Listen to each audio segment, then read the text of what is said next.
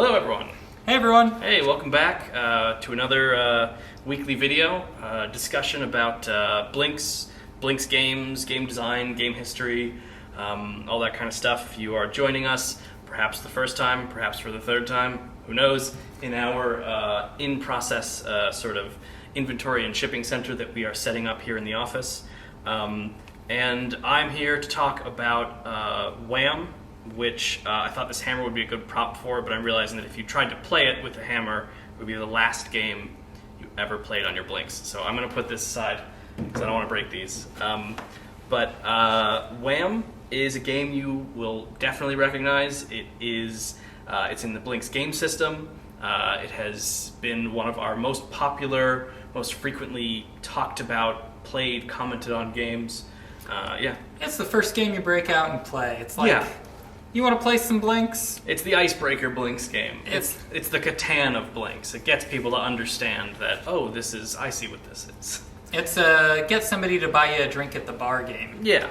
And so I'm going to, actually, John, why don't you, that's a lot of Blinks. Let's see how far you can get in WHAM. Just in case you're watching this and you don't have Blinks or you've never played this game, let's have John, by the way, playing with 15, excruciatingly difficult. This is epic bundle status. Yeah, this is an unbelievable amount of. Really going to go with that? No, I think this is probably the best. All right, so he's going to double click to start, and then he's off to the races. Okay. 15 is so many. Here we go. Oh my goodness! Immediately impossible. I feel 12 is incredibly hard. Round one. Round one. 1 of 15. Here we go. 2. I bet I can get 10. If I can do 10. Dinner's on you. Whoa! I mean, I figured I was going to go home and get dinner. That's 3. Here we go. I thought you were on your own. Okay, 4. Easy. Yeah, sometimes the game throws you an easy round. Oh, it's that's not 1. There 6. we go. 5, 6. I think that's 6. We'll check the tape. Oh, you're getting real close on that last one. You were at just a fraction of a second. Here we go. And if we were playing with like Ishmael, he would insist that you do it with one hand.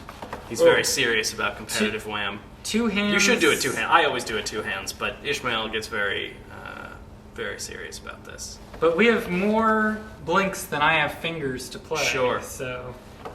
And honestly, we're not quite as good as Ishmael at this game. Oh, you're doing pretty good. Whoa! Oh, I'm feeling it. But you are pushing it to the edge on these. This is actually. You've gotten some easy rounds, which is nice. Nope. No. And then you reset it right at the last second. That was close though. You got very, very far. I think I passed 10. I think you definitely passed it. You were in the 12s or 13s. Okay. Maybe we'll put a counter on the video and we'll see how far you actually got. So I needed to get to 30 to win. Oh, right, it's 30. Oh, yeah, it's so many. Sorry, there's 15 difficulty levels, and then once you get to top difficulty, you just gotta play it out. It's so funny. I mean, we're gonna talk about the development of this game, but talking about it being very difficult, I made a win animation and then played it for like an hour just trying to achieve it, to make sure it worked. Which was like really frustrating. I remember you telling me that, and I was like, Dan, just call the win animation, and he was like, but no, I need to know that it triggers. I need to see it work. You win. Exactly, because if I just I'll just call it now. I'm sure it'll work, and I never lay eyes on it. The first customer who gets it and wins, maybe it doesn't work. Anyway, so speaking of the development of WHAM, since it's such a popular game and it's so fun and interesting, and I just wanted to look back at the history of WHAM and talk about the development. And John probably remembers the way this came to be, but WHAM began during the creation of this game began during the Move 38 summer internship of 2018. Yep. And this was sort of a group project, essentially. We went into the conference room, which is sort of over there-ish, and we were talking about classic games we could reinterpret or remake on the system. And Whack-A-Mole came up as one that we really liked, one that we thought we could do pretty easily. And as we developed it, and as you'll see with these old builds, it actually got really complicated. Like, this game, for as simple as it is, has so much going on under the hood that a game like Fracture, which is incredibly complex for a player to play, has almost nothing going on computationally. And it's so interesting to see the differences in what it takes to make a game that is complex for the player or complex for Blinks. Right. So I'm going to install... This is a very... what I have is... This Blink has a version of the game. I've just got W1 written on it. A version of the game from years ago. I went back into the GitHub, and I went back through the repository, and I found a very old build. And so this is actually from the end of the summer. This is what we had at the end of the summer. Okay. I remember the very first build you brought in, and I think it was just at random, each piece would pop up, and this is it. This isn't that build, but it still uses that logic. Because I think that same night, I remember talking to my brother on the phone, and I was like, I want to spy, like, there was no signal that you had hit anything. Mm-hmm. And I was like, I want there to be something that feels really good when you successfully hit it. Yeah. And so maybe that's in here. I'm not sure. I don't remember exactly what's in this build, but you can see, it's green, the moles are orange. No, there's no signal. No signal that you hit? It's just, and there's this really subtle thing you can see, which is there's a countdown timer, but it's like red over orange, which doesn't look like anything, and it's relentless. Like, there's no waves. And because of that, it just sort of feels like playing a piano or something. Like, there's it's not quite here. It's fun, but it's also monotonous, and it doesn't evolve, and I never get a chance to feel victorious because I never get a chance to stop. I lost. You want to try it? Yeah. It's double click. It's everything. Okay, here we go. So this is random. It is each blink independently is going like, I don't know, now. And then you hit it and it goes, waits a random amount of time and goes, I guess now. And I think the percentage chance that it will pop up does go up over time. There is some semblance of acceleration, but I also don't think that you can win this. I'm pretty sure there's no victory condition. There's just death. It's kind of like life. It just keeps throwing stuff at you. Yeah, and then one day you're done. So this was a successful experiment in coding. It was great for us, the interns, to have made it. And there's no penalty for hitting green. No, there's no penalty. You could just... all right. And I'm dead. But it was a successful coding thing. We had gotten Blinks to do a thing we wanted. We had game states like a game over screen and a setup screen. We were proud of that, but the game wasn't That might be the there. First time a game on Blinks ever had these game states across the whole board. Maybe. Mortals did eventually get it. Right. But yeah. So this is this build of WHAM, and it was kind of good. Like, it was interesting. This is also probably very buggy. Like, unlike a real released game, it's not like we ironed out all the bugs in this code. So John's probably experiencing them right now. But yeah, I don't even know how that happened. I think there's just a death. Some fast creeping timers, out. maybe. Yeah. Right. This doesn't reset the timers, which means that these are permanently in like end game speed now. Oh yeah. Some of them are in like end game speed. So right, not perfect. But we thought we had something, and so we worked on it. And this is from around the end of the year. This is a build from December-ish, 2018. And this introduces a lot of concepts that are really interesting. One, it introduces waves. So, like you see in the real game of WHAM, moles come at you in waves. A bunch of them pop up, you hit them, and then there's a period of silence. Then a bunch of them pop up, and you hit them, and there's a period of silence. And it gives you that, when you saw John doing it, that kind of like, you get to do this, you get to do this, you get to feel good after each wave. It's not just about winning or losing entirely, it's about beating each wave and getting the sort of adrenaline of, okay, survived one more. All right, next. This one also introduced something that we later abandoned. That's right. Which is player count, which is kind of a good idea. Like, it seems like a good idea, and the game was like this for a long time. But in testing, it just wasn't. Yeah. Well, so yeah, there was this idea that there are three different modes that you could play whack-a-mole in. Right. And so these different modes were, okay, you can play versus, or you can play multiplayer. Right. You only have to hit your color. Right, so like I'd be red and whatever. I'll set it to 2-player, but the idea would be like I'm yellow and John's red, and when a wave comes up, I only have to hit the yellow ones, and he's got to hit. I'm going to help you out, and he's got to hit the red ones, and it kind of worked, but it just ended up being just you poking the other person a lot, and me being in the way. Right. It did also have a thing where whoever lost that was the flashing color, so if it flashed yellow, I would have lost. I kind of want to see that. Yeah, here. We'll see if we can induce a yellow loss. Yeah, we'll let these expire. There, yellow Yep. loss. And these are the two that simultaneously lost it. But while this has waves, it still has that erratic kind of there's so many in this one. And then the next one might, and you've seen, as we've been playing, the next one might be like, and they come up at like different times. So that was still erratic. Like the waves was no. The waves was nice. The waves were nice, but the way the waves doled out moles was still, it's not quite what you wanted. Mm-hmm. But this was something that we felt good about. I mean, it was a point in the production history where we thought, all right, this is a whole idea. We can deal with the tuning of how much time you have to hit and that. We brought it down to like the bot factory office, Yeah. and all the team there, like they competed to play. And I remember like the founder of that company was just like he was hooked. Yeah, but we noticed that even when they were being competitive, they would just break the blinks in half and all play single player, and that was one of the things that was like, I guess we'll just lose because nobody, even these people who are enjoying it and playing it exactly the way we imagined people being competitive, they're not using the multiplayer thing.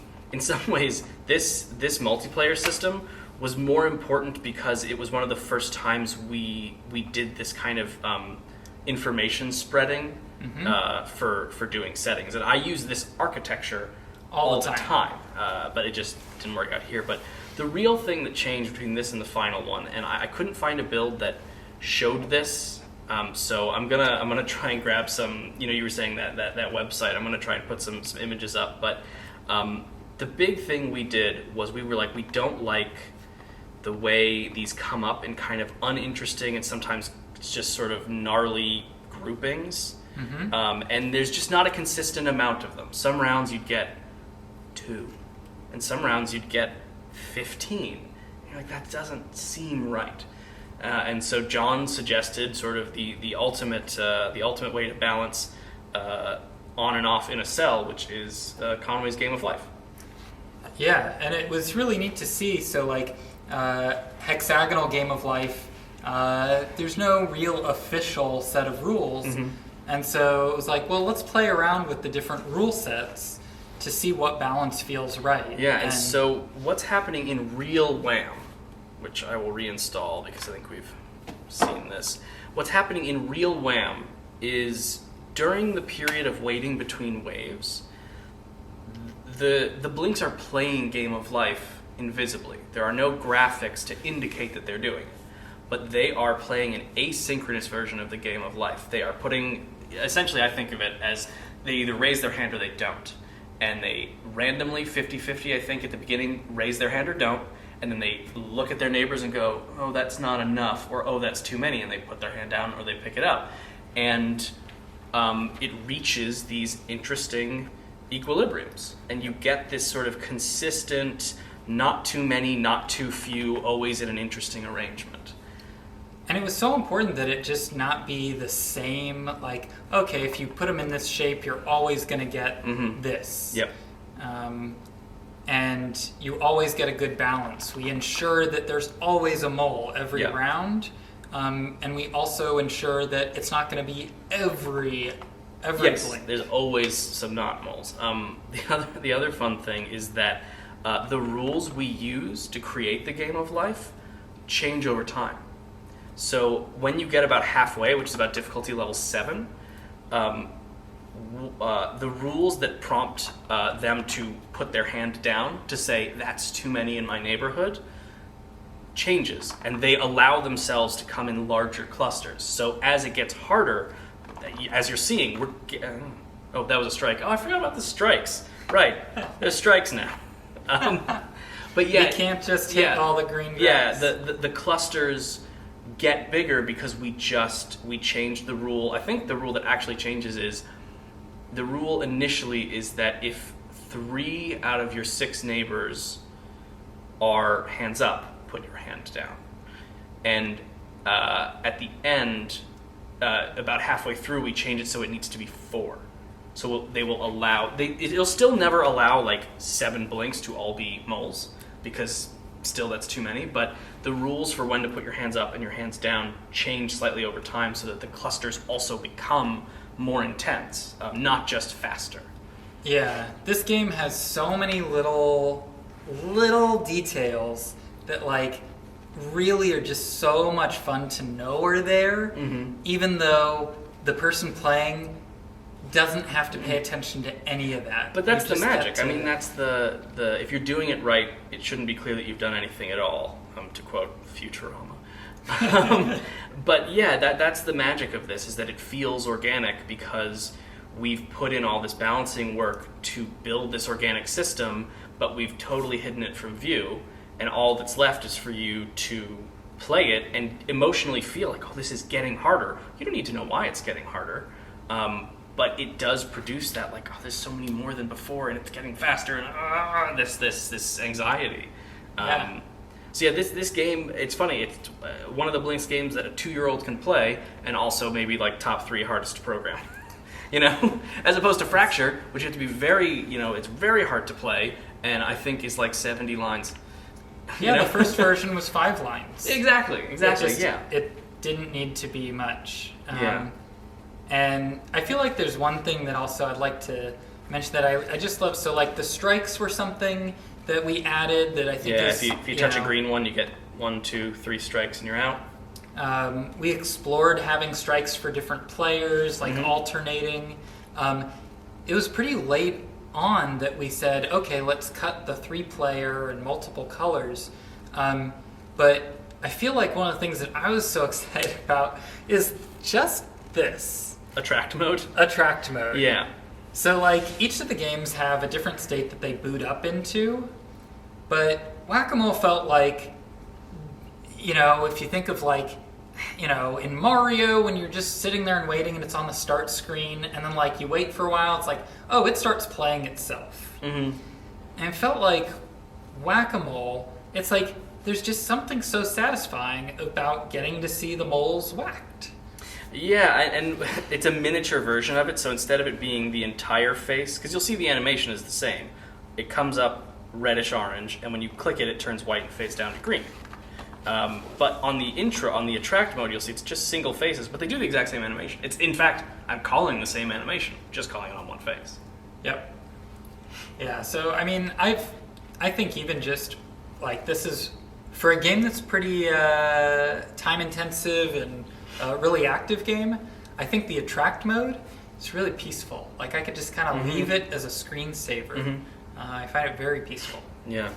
I think it's interesting to see these the backgrounds of these. I mean, I was there for all. I programmed everything we've looked at in this, but it is interesting to look back and think. I mean, I forgot when I booted up. When I went back into the repo and booted up that first one, and it was relentless, I was like, oh yeah, I didn't even have waves. No waves. Like, I was like, I knew we didn't have the Game of Life. That was the thing in my mind that had changed. And I booted up, and I was like, there's no waves? This is awful. But I remember programming it, and in my mind, when someone says, how does the Whack-A-Mole machine work? I go, I don't know, the moles randomly come up. And so I literally made the moles randomly come up, and I was like, nope, that's not how Whack-A-Mole works. The people who designed Whack-A-Mole, they thought about this, and so starting the game. Yeah, I was just like, you want to play along? I feel like this is the ultimate play across the bar. I was trying to think if there's an arrangement where all of them will come up, but No, it's not allowed because it's a think- proportional response. Like, if you only have 2 neighbors, the rules adjust right. to compensate. Otherwise, this could produce an everyone, and the goal is to never produce an everyone. The goal is to never have an all or nothing turn. Yep. It's cool to see it work. Yeah. Yeah, and it's funny, we tried to implement this system in another game and it didn't work. It doesn't work for every game. I won't talk about that one out of turn, but yeah, we tried to implement this in another game that has balancing, and we found that actually true randomness was better. So right. it's a case by case. I'm not paying attention. No. Nah, well, that makes sense. All right, so on that extraordinary victory, I think we will sign off, and we will see all of you next week in another video.